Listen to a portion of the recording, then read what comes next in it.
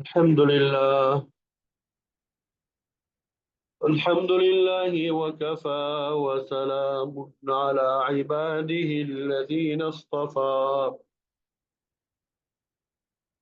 أما بعد فأعوذ بالله من الشيطان الرجيم. بسم الله الرحمن الرحيم. من يطع الله والرسول فأولئك مع الذين أنعم الله عليهم. فأولئك الذين أنعم الله عليهم من النبيين والصديقين والشهداء والصالحين وحسن أولئك رفيقا. وقال تعالى في موضع آخر: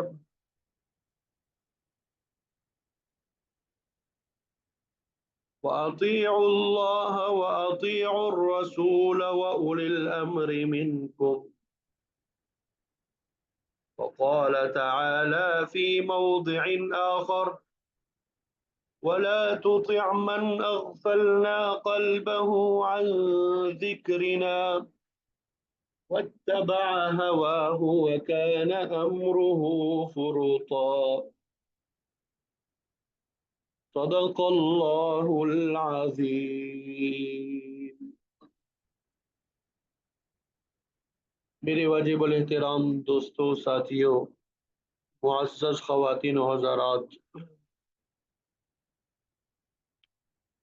مختلف موضوعات پر آپ سے گفتگو ہوتی رہتی ہے۔ ایک مسلمان کی اس معاشرے میں رہتے ہوئے کیا ذمہ داری ہے، اس حوالے سے کسی نہ کسی موضوع پر ہم گفتگو کرتے رہتے ہیں۔ آج کی نشست میں ایک خاص ذمہ داری جس کے بارے میں آج کل لوگ بہت سوال کرتے ہیں، نوجوان بھی سوال کرتے ہیں، بزرگ بھی سوال کرتے ہیں، دفتروں میں لوگ بھی سوال کرتے ہیں، گھروں میں بیوی بچے عزیز و اقارب بھی بسا اوقات یہ سوال کرتے ہیں۔ گویا کہ ہر ایک کی زبان پہ یہ سوال ہوتا ہے کہ ہم کس کی بات مانیں اور کس کی نہ مانیں، ہم کس کی کون سی بات مانیں اور کس کی کون سی نہ مانیں، اس حوالے سے ہماری ذمہ داری کیا ہے۔ اسے کہتے ہیں اطاعت۔ کس کی اطاعت کرنا ہماری ذمہ داری ہے اور کس کی اطاعت نہ کرنا ہماری ذمہ داری ہے۔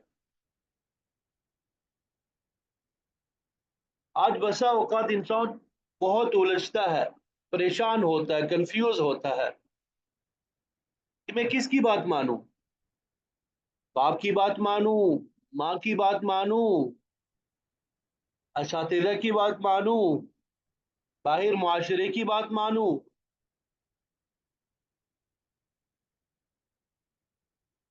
بعض لوگ یہ بات کہتے ہیں، کوئی حکومت کا قانون ہوتا ہے، وہ یہ جملہ کہتے ہیں، یعنی جب وہ اس پہ عمل نہ کرنا چاہتے ہو نا، تو وہ یہ جملہ کہتے ہیں کہ یہ قانون قرآن اور حدیث تھوڑا ہی ہے،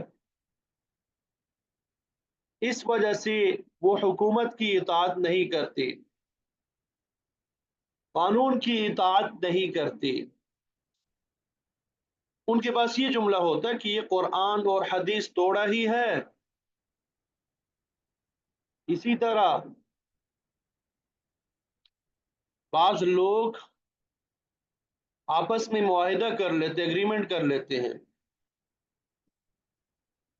جب معاہدہ ہو جاتا ہے، ایگریمنٹ ہو جاتا ہے، تو اس پہ سائن بھی ہو جاتے ہیں۔ اب وہ اس کی خلاف ورزی کرتے ہیں تو دوسرا فریق کہتا ہے کہ بھائی آپ اس معاہدے کی خلاف ورزی کر رہے ہیں، آپ نے جو معاہدہ کیا تھا، ایگریمنٹ کیا تھا، اس کی خلاف ورزی کر رہے ہیں، تب پتہ ہے آگے سے دوسرا کیا کہتا ہے؟ بھائی یہ قرآن اور حدیث تھوڑا ہی ہے۔ تو بہت ہی غلط فہمیاں ہے، بہت ہی غلط فہمیاں ہے۔ بعض لوگ وہ ہے جو سمجھتے ہیں کہ ماں باپ کے ہر حکم کو ماننا چاہیے، ماں باپ کی اطاعت کرنی چاہیے ہر صورت میں، ورنہ انسان جہنم میں جائے گا۔ بعض نوجوان ہمارے پاس آتے ہیں یا فون کرتے ہیں، مسئلہ پوچھتے ہیں، مفتی صاحب میں اور میری بیوی الحمدللہ اللہ کا شکر ہے اچھا وقت گزار رہے ہیں، لیکن میری ماں کہتی ہے کہ بھئی اس بیوی کو طلاق دے دو۔ میں مجبور ہوں، ماں کا کہنا نہیں ٹال سکتا۔ اب ہم جب اس سے پوچھتے کہ کیا آپ کی بیوی کے اندر شرعاً کوئی بھی برائی ہے، شرعی طور پہ کوئی برائی موجود ہے، کیا وہ عفت و عصمت اور پاک دامنی کے خلاف کوئی قدم اٹھاتی ہے، یا وہ کسی گناہ کبیرہ میں مبتلا ہے؟ وہ کہتا ہے نہیں ایسی کوئی بات نہیں ہے، گھریلو جھگڑے، گھریلو باتیں، بس یہ بات ہے۔ ماں کہتی ہے طلاق دے دو۔ اب ماں کا کہنا ہے، اب ماں کا کہنا ماننا ہے، تو نوجوان طلاق دے دیتا ہے۔ تو ماں کی اطاعت کہاں کرنی ہے، کہاں نہیں کرنی، یا اس بارے میں ہماری ذمہ داری کیا ہے، کن لوگوں کی اطاعت کرنی ہے، کن انسانوں کی اطاعت نہیں کرنی۔ بعض حضرات کی زبان پر یہ جملہ ہوتا ہے کہ اللہ اور اس کے رسول کی اطاعت ہم پہ واجب ہے، باقی کسی کی اطاعت ہماری اوپر لازم نہیں ہے۔ لہذا میرا باس جو کہتا ہے، میرا آفیسر جو کہتا ہے، میرا ایم ڈی مینیجنگ ڈائریکٹر جو کہتا ہے، میں ان کی بات نہیں مانتا۔ یہ کوئی قرآن اور حدیث تھوڑا ہی ہے۔ یہ لوگ کہتے ہیں کہ بھئی صرف اطاعت اللہ اور اس کے رسول کی بس، باقی انسانوں کی اطاعت کی تو کوئی حیثیت ہی نہیں رکھتی۔ تو یہ جملے بھی سننے کو ملتے ہیں۔ اب حقیقت کیا ہے؟ ان تمام سوالوں کا جواب آج کی نشست میں کوشش ہوگی کہ قرآن اور سنت کی روشنی میں ایک ایک بات کا جواب آپ کے سامنے آ جائے کہ ہماری ذمہ داری کیا ہے۔ اس بارے میں قرآن مجید میں اللہ تعالیٰ نے ایک اصول بتایا،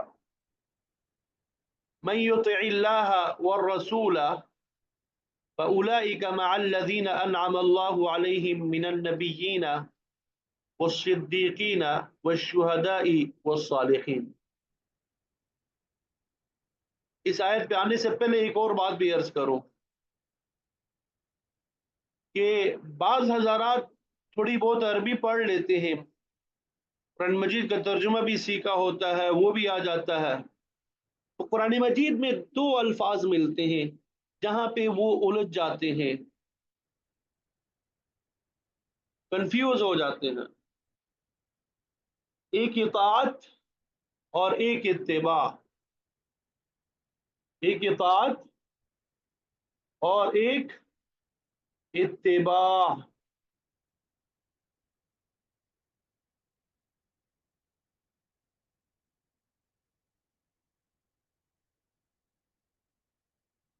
تو ان الفاظ میں انسان کبھی کبھی الجھ جاتا ہے، یعنی آپ صلی اللہ علیہ وسلم کی اتباع ضروری ہے یا آپ صلی اللہ علیہ وسلم کی اطاعت کرنا ضروری ہے؟ سوال کیا ہوتا ہے کہ آپ صلی اللہ علیہ وسلم کی اتباع ضروری ہے یا آپ صلی اللہ علیہ وسلم کی اطاعت ضروری ہے؟ اطاعت کس کو کہتے ہیں؟ حکم ماننا، بات ماننا۔ اتباع کس کو کہتے ہیں؟ پیروی کرنا، نقش قدم پہ چلنا۔ تو بعض افراد ان دو لفظوں میں انسان کو الجھانے کی کوشش کرتے ہیں، کہتے ہیں کہ نبی کریم صلی اللہ علیہ وسلم نے جو حکم دیا ہے ہمیں، ہمارے اوپر اس کی اطاعت لازمی ہے، لیکن نبی کریم صلی اللہ علیہ وسلم نے جو کچھ کیا ہے، جو عمل کیا ہے، اس کی پیروی کرنا ہمارے اوپر لازم نہیں ہے۔ بعض لوگ یہ کہتے ہیں، یہ بھی ایک الجھن ہے کہ بڑے بڑے پڑھے لکھے لوگوں میں، قابل لوگوں میں یہ بات ہے کہ ہماری ذمے اطاعت نبی اور اطاعت رسول ضروری ہے، اتباع رسول ضروری نہیں ہے، یعنی ان کے نقش قدم پہ چلنا، ان کی سنتوں پہ چلنا یہ ہمارے لیے ضروری نہیں ہے۔ جو آپ صلی اللہ علیہ وسلم نے کہا ہے، فرمایا ہے، ہم اس پہ عمل کریں گے۔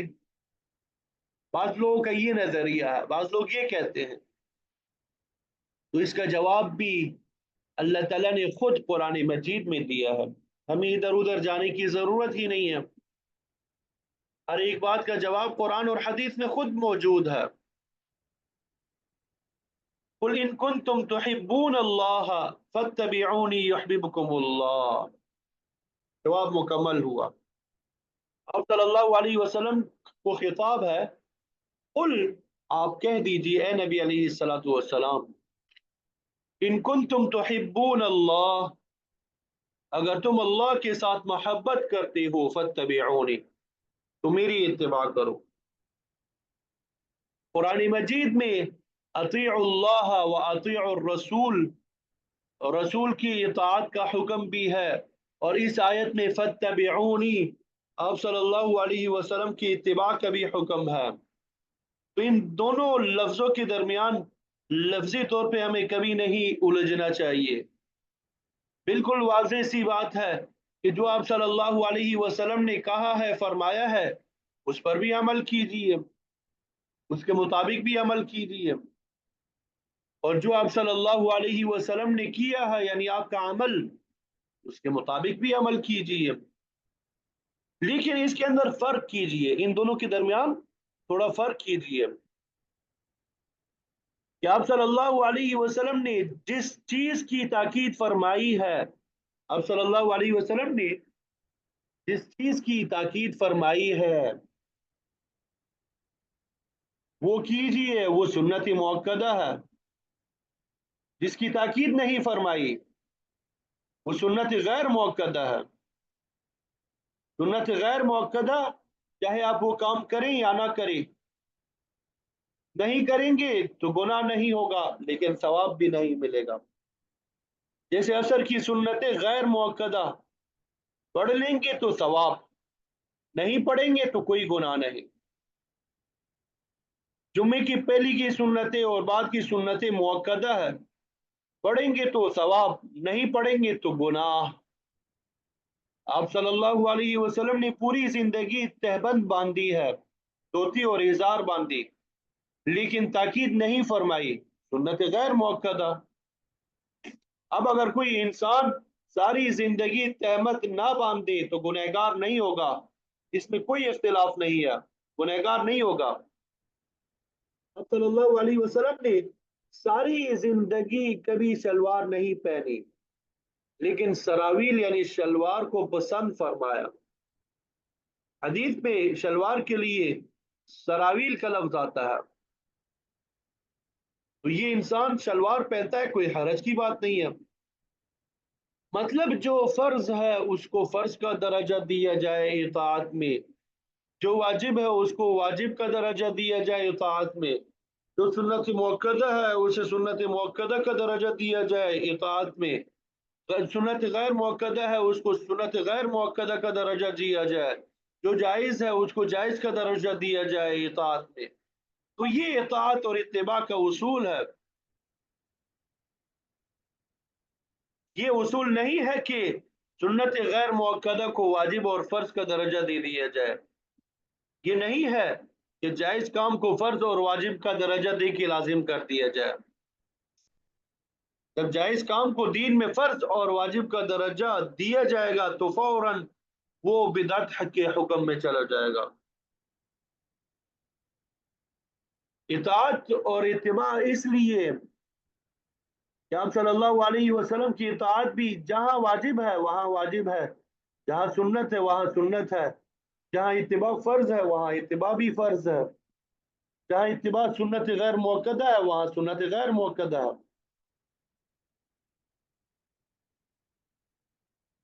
تو یہ آپ صلی اللہ علیہ وسلم کی اتباع اور اطاعت ہے۔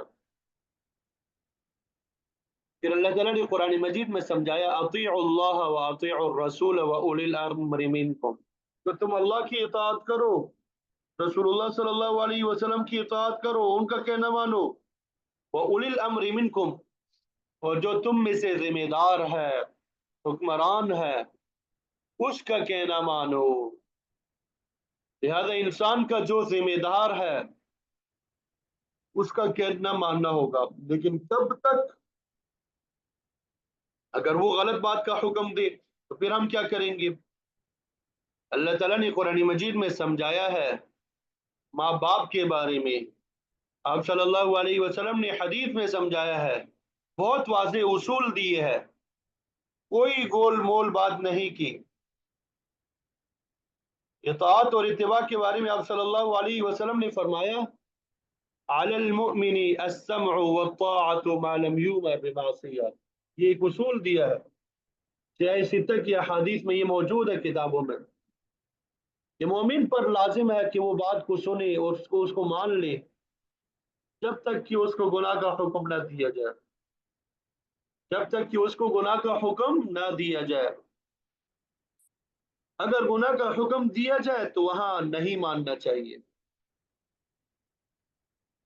اگر گناہ کا حکم دیا جائے تو وہاں نہیں ماننا چاہیے، چاہے ماں کا حکم ہو یا باپ کا حکم ہو یا کوئی بزرگ کہے، اگرچہ بزرگ غلط باتوں کا گناہ کا حکم نہیں دیتے، لیکن اس کے باوجود میں عرض کر رہا ہوں کہ اگر کوئی بظاہر بزرگ اور وہ کوئی غلط بات کا یا گناہ کا حکم کرے تو اس کی اتباع کرنا جائز نہیں ہے، اس کی اطاعت کرنا جائز نہیں ہے۔ مثلا وہ کہے کہ آپ کا کافی عرصے سے ہمارے سے تعلق ہے، ہم بڑے پہنچے ہوئے ہیں، ہم آپ کے شیخ ہیں، تو آج سے آپ کے اوپر نماز معاف ہے، نماز کی ضرورت ہی نہیں ہے، بس جو میں نے کہہ دیا اس پہ عمل کرو، جو تسبیحات بتائی ہے وہ پڑھے، انا للہ و انا الیہ راجعون، یہ نہیں چلے گا۔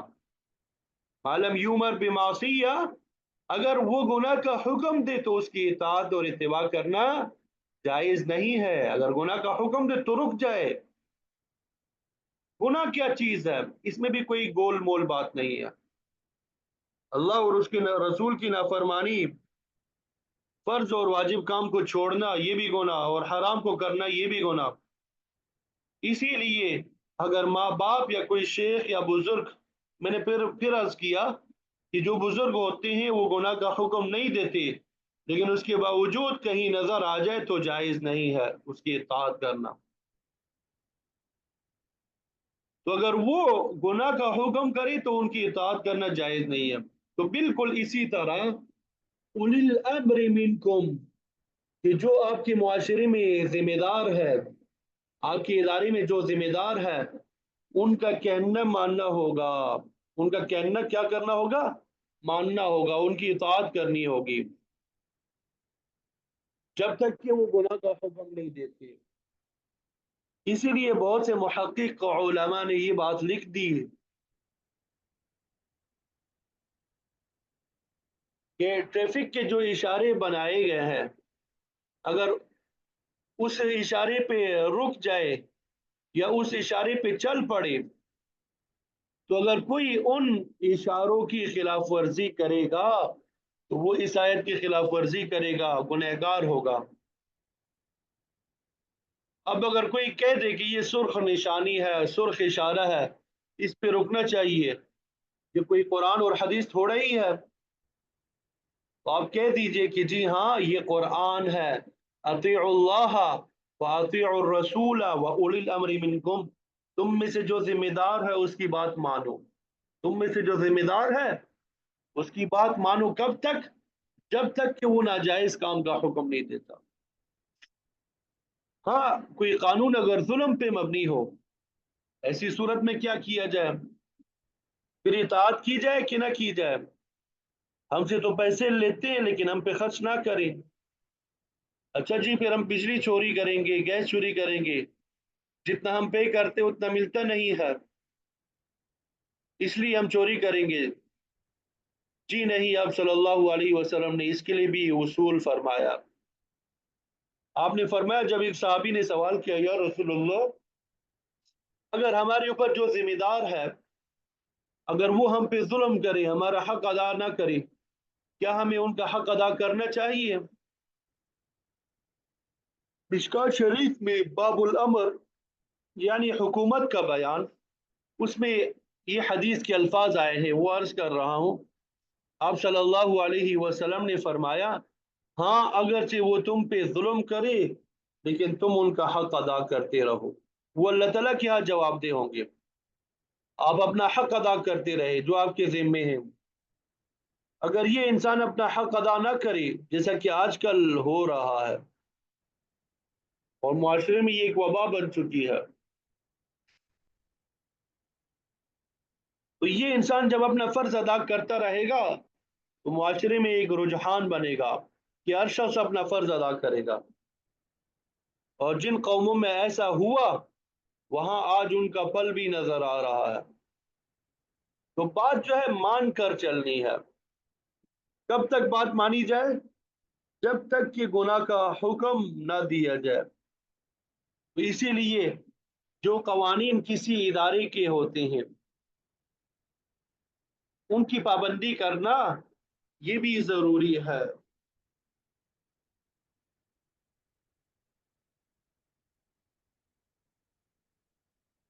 ہم جب کسی ادارے میں ملازمت اختیار کرتے ہیں اور سائن کرتے ہیں تو بہت کم لوگ ہوتے ہیں جو اس کو پڑھتے ہیں، بس کہا جاتا ہے بھئی یہاں بھی دستخط کرو، یہاں دستخط کرو، یہاں دستخط کرو۔ بعد میں جب مسائل اٹھتے ہیں تو کہتے ہیں کہ بھئی آپ نے تو سائن کی ہے، میں نے تو پڑھا ہی نہیں تھا۔ یہ معمول بن چکا ہے، معمول۔ سائن کرو جی، اس کے مطابق عمل ہی کس نے کرنا ہے، یہ رجحان بنا ہوا ہے ہمارا، یہ لوگوں کا رجحان ہے جی۔ تو اگر سائن کر دیے بغیر پڑھے تو یہ کوتاہی ہے۔ اب اگر اس نے دعویٰ کر دیا کہ نہیں آپ نے تو دستخط کیے تھے، ماننا پڑے گا، ماننا پڑے گا۔ اگر ماں باپ صرف گھریلو جھگڑوں کی وجہ سے، گھریلو باتوں کی وجہ سے اگر کہے کہ بیوی کو طلاق دے دو تو سوچنا ہوگا کہ اللہ تعالیٰ نے قرآن مجید میں کیا ہمیں سکھایا ہے۔ اللہ تعالیٰ نے قرآن مجید میں دو الگ الگ چیزیں سکھائی ہے میاں بیوی کے بارے میں، گھریلو معاملات کے بارے میں، کہ اگر ان سے اللہ اور اس کے رسول صلی اللہ علیہ وسلم کی نافرمانی ہو جائے تو اس پہ الگ سے اللہ تعالیٰ نے احکام بتائے ہیں کہ ان کو سمجھاؤ، ان سے اپنی بستر کو الگ کرو۔ تو جہاں کہیں گھریلو مسائل ہوتے ہیں، باتیں ہوتی ہیں، مزاجوں کا اختلاف ہوتا ہے، مزاج نہیں ملتے، وہاں اللہ تعالیٰ نے کچھ اور سمجھایا ہے۔ وہاں اللہ تعالیٰ نے حکم دیا وَعَاشِرُوهُنَّ بِالْمَعْرُوفِ کہ ان کے ساتھ اچھے طریقے سے رہنا سہنا اختیار کرنا، اچائی کا معاملہ کرنا۔ فَإِن كَرِهْتُمُوهُنَّ فَعَسَىٰ أَن تَكْرَهُوا شَيْئًا وَيَجْعَلَ اللَّهُ فِيهِ خَيْرًا كَثِيرًا، اگر تم کسی بات کو ان میں ناپسند کرو تو ہو سکتا ہے تم کسی بات کو ناپسند کرتے ہو، وَيَجْعَلَ اللَّهُ فِيهِنَّ خَيْرًا كَثِيرًا، اور اللہ تعالیٰ نے اس میں تمہارے لیے خیر رکھی ہو۔ تو مفسرین نے یہاں پہ لکھا ہے کہ یہاں پہ گناہ مراد نہیں ہے، غلط باتیں مراد نہیں ہے۔ غلط باتوں میں، گناہ میں کبھی خیر نہیں ہوتی۔ اللہ تعالیٰ فرما رہے کہ تم ان کو برداشت کرو، صبر کرو، شاید اس لیے کہ اس میں خیر ہو۔ جب آپ گھریلو باتیں، عام گھریلو مسائل ہو جائے تو ان کی بنا پہ ماں باپ کو بھی نہیں کہنا چاہیے کہ بھائی طلاق دے دو۔ ہاں اللہ اور اس کے رسول صلی اللہ علیہ وسلم کی کوئی نافرمانی والی بات ہو جائے تو پھر بھی مشورہ کر کے सोच समझ कर दरमियान में कोई आदिल मुनसिफ मिजाज आदमी डाल के फिर फैसला किया जाए।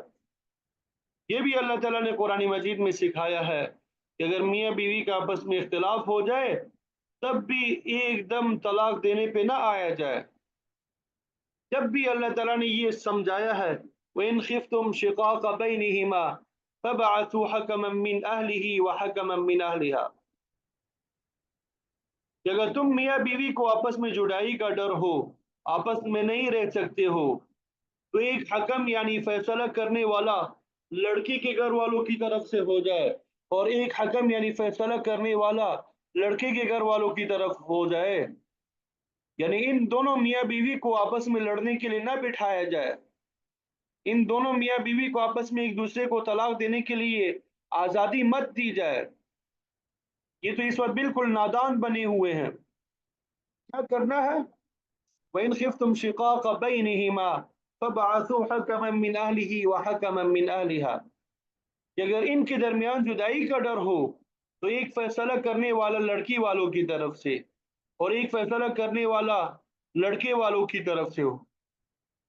अगर वो सुलह करना चाहे होंगे तो अल्लाह ताला उन दोनों के दरमियान मुवाफकत पैदा फरमा देगा। इन युरीदा इस्लाहा युवफ़्फ़िक़िल्लाहु बैनहुमा, सारी रंजशें खत्म हो जाएंगी, घर बच जाएगा, खानदान बच जाएगा। तो कहाँ इताअत जरूरी है, कहाँ इताअत जरूरी नहीं है, इन अफराद की इताअत नहीं करनी चाहिए। ये उसूल तो समझ में आ गया कि माँ बाप की कहाँ तक माननी है, जिम्मेदार अफराद की कहाँ तक बात माननी है। अल्लाह ताला ने सूरह लुक़मान में भी फरमाया, वइन जाहदाका अला अन तुश्रिक बी मा लैसा लक बिही इल्मुन फला तुतिअहुमा व साहिबहुमा फिद दुनिया मारूफा। सूरह लुक़मान रुकू नंबर 2। खास तौर पे इस आयत को हमें ज़हन में रखना चाहिए। तर्जुमा करने लगा हूँ, यहाँ माँ बाप के बारे में बात होने लगी है। वइन जाहदक अला अन तुश्रिक बिमा लैसा लक बिही इल्म, अगर कोई माँ बाप आपको शिर्क का हुक्म करे, और शिर्क आपको पता है बड़ा गुनाह है, कबीरा गुनाह है, सबसे बड़ा गुनाह है, तो उनकी बात की इताअत मत करना, उनकी बात ना मानना। वसाहिबहुमा फिद दुनिया मारूफा, हाँ, दुनिया की बातों में दस्तूर के मुताबिक उनका साथ दिया करो, यानी उनकी बात मान लिया करो।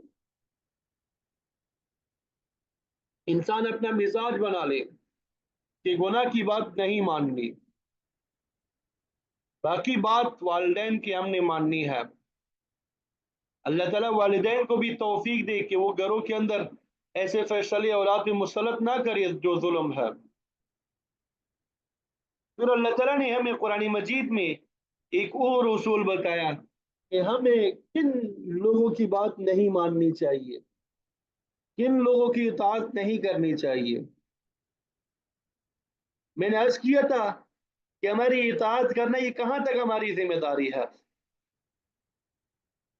ला तुति' मन अग़फ़लना क़ल्बहु अन ज़िक्रिना वत्तबअ हवाहु व कान अम्रुहु फ़ुरूता। तो जिस बंदे के अंदर 3 बातें हो उसकी बात कभी ना मानना, उसकी इताअत कभी ना करना। एक एक बात को समझना है, आज बहुत जरूरी है। बड़े बड़े मुश्किल मसाइल हल हो जाते हैं अगर ये आयत जहन में है। अक्सर कहते हैं कि बात मानूं या ना मानूं, बड़ा मैं परेशान हूं किसकी बात मानूं। तो अल्लाह ताला ने फरमाया, फला तुति' मन अग़फ़लना क़ल्बहु अन ज़िक्रिना, ये उस शख्स की इताअत ना करना, मन अग़फ़लना क़ल्बहु अन ज़िक्रिना, जिसके दिल को हमने अपनी याद से गाफिल कर दिया, जिसके दिल को हमने अपनी याद से गाफिल कर दिया है, उसकी इताअत ना करना, उसकी बात ना मानना, उस शख्स की बात ना मानना। جس کی دل کو ہم نے اپنی یاد سے غافل کر دیا ہے، جس کے دل میں خدا نہیں ہے، جو اللہ کو یاد نہیں کرتا، وہ اس قابل نہیں ہے کہ اس کی بات کو مانا جائے۔ تو جو آدمی خود نماز نہیں پڑھتا، روزے نہیں رکھتا، نیک اعمال نہیں کرتا، وہ کبھی پہنچا ہوا بزرگ نہیں ہو سکتا۔ اس کو پہنچا ہوا بزرگ کہنا یہ درست نہیں ہے۔ یہ پہنچا ہوا بزرگ کب ہوگا؟ جب اس کا دل اللہ کی یاد سے آباد ہوگا۔ جس انسان کا دل اللہ کی یاد سے آباد ہوتا ہے، غافل نہیں ہوتا، ہر وقت اللہ کو یاد کرتا ہے، وہ کبھی شیطان کے جال میں نہیں آتا۔ اس بات کو سمجھنا ضروری ہے کہ اللہ کی یاد سے جو غافل ہوتا ہے اس کی بات نہیں ماننی، اس لیے کہ وہ بندہ شیطان کے ہاتھوں میں چڑھ چکا ہے۔ وہ بندہ شیطان کے ہاتھوں میں چڑھ چکا ہے۔ یہ نہیں کہا کہ چڑھ جاتا ہے، بلکہ چڑھ گیا ہے۔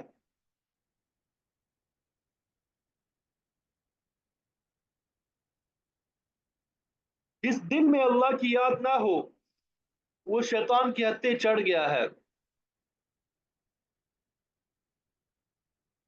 واضح الفاظ میں عرض کروں گا کہ بڑے بڑے بزرگ شیطان کے ہتھے چڑھ جاتے ہیں۔ اس کی چالیں ایسی ہے کہ وہ کامیاب ہو جاتا ہے شیطان۔ خود ایک بزرگ نے یہ لکھا ہے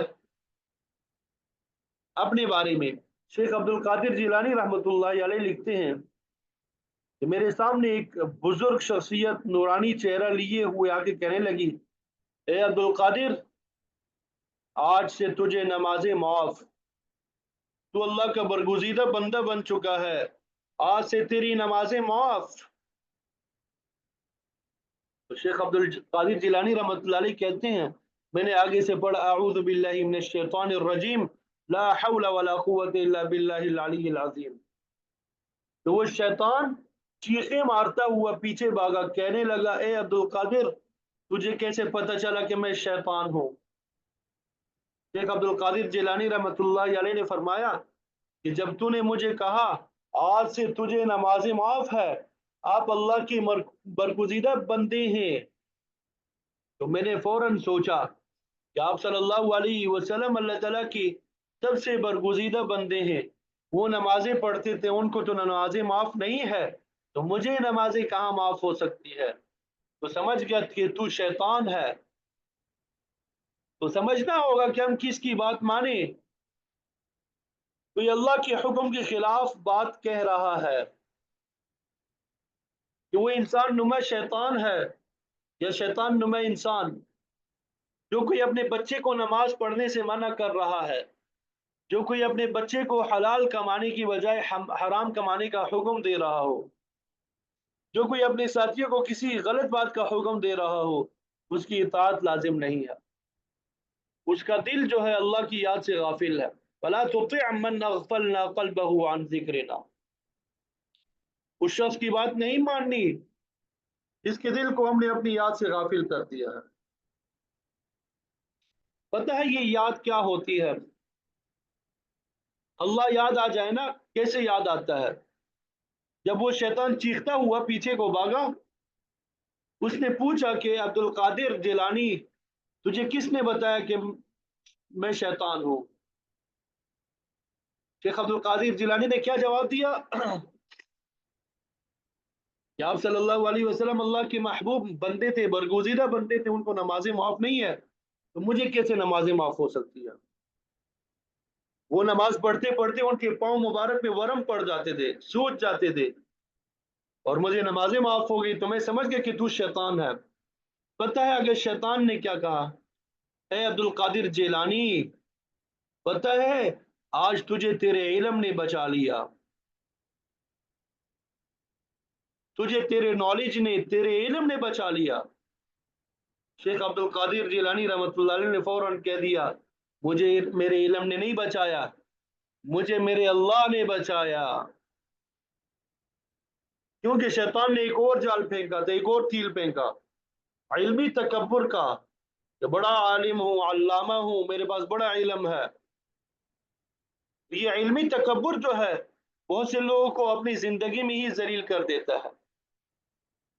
تکبر عزازیل را خوار کرد. کہ تکبر نے شیطان کو بھی ذلیل و خوار کر دیا.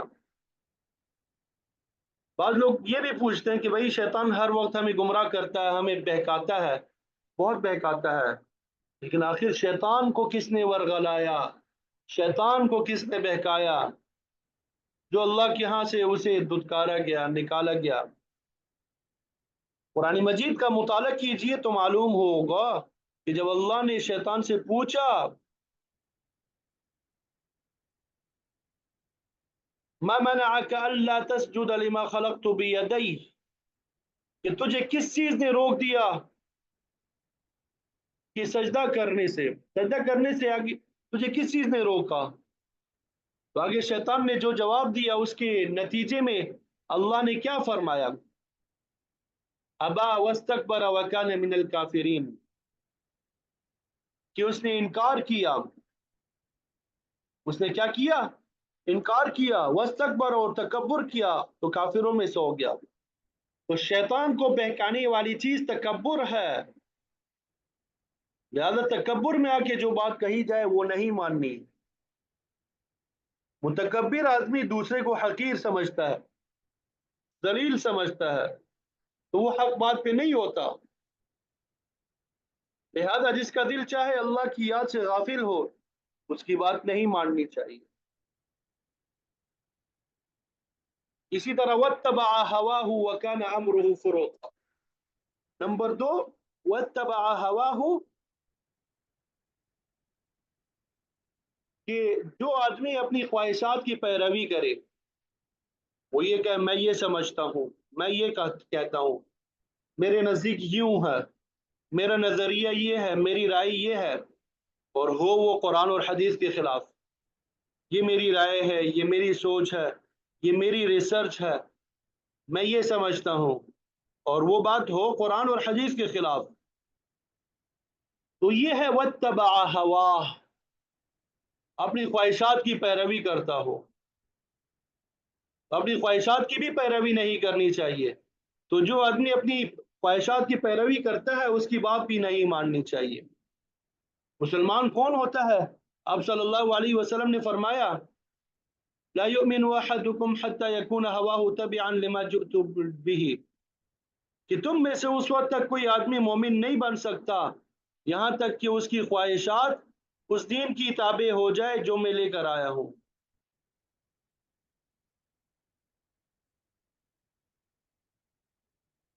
انسان کی ہر خواہش صرف یہ سوچ لے کہ کیا اللہ اور اس کے رسول صلی اللہ علیہ وسلم کے حکم کے مطابق ہے میری یہ خواہش. اگر ہے تو اس خواہش کو جائز طریقے سے پورا کرنے کی کوشش کریں. اگر وہ خواہش اللہ اور اس کے رسول صلی اللہ علیہ وسلم کے حکم کے خلاف ہے تو اس سے انسان اپنے آپ کو بچائے، وہاں اپنے خواہش کی اتباع نہ کرے، نفس کی اتباع نہ کرے. میرا دل کرتا ہے، کیا دل کی بات ماننی چاہیے؟ کہاں تک دل کی اطاعت کرنی چاہیے؟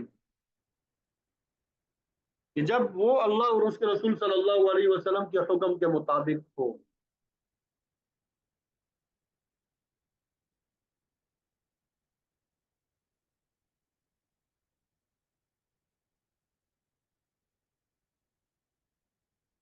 تو نمبر 2، واتبع ہواہ، جو اپنے خواہشات کی پیروی کرتا ہے اس کی بھی اتباع نہیں کرنی، اس کی بھی بات نہیں ماننی. نمبر 3، وکان امرہ فروطا، اس شخص کی بات نہیں ماننی جس کے کام حد سے بڑے ہوئے ہیں، اعتدال والا نہ ہو، اس کی بات بھی نہیں ماننی چاہیے، اس کی بات بھی نہیں ماننی چاہیے، اس سے بھی ذرا احتیاط کرنا چاہیے.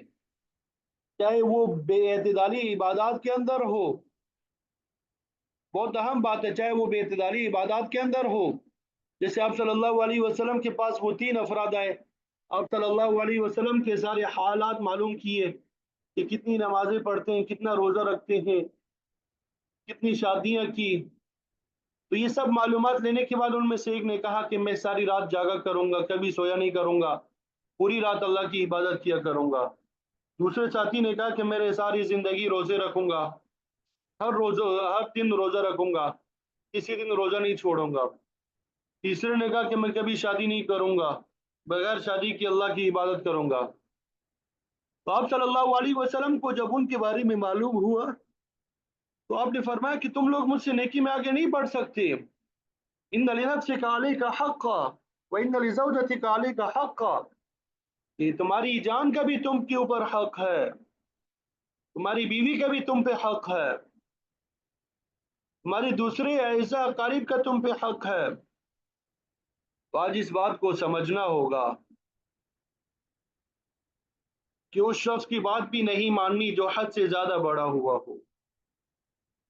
अल्लाह रब्बुल इज़्ज़त हमें ये समझ अता फरमा दे कि किसकी इताअत करनी है, किसकी नहीं करनी, किसकी इताअत करना हमारी जिम्मेदारी है और किसकी इताअत ना करना हमारी जिम्मेदारी है। अल्लाह रब्बुल इज़्ज़त हमें इन बातों की समझ अता फरमा दे और फिर इन पे अमल करना हमारे लिए आसान बना दे। वाखिर दावाना अनिल हम्दुलिल्लाहि रब्बिल आलमीन।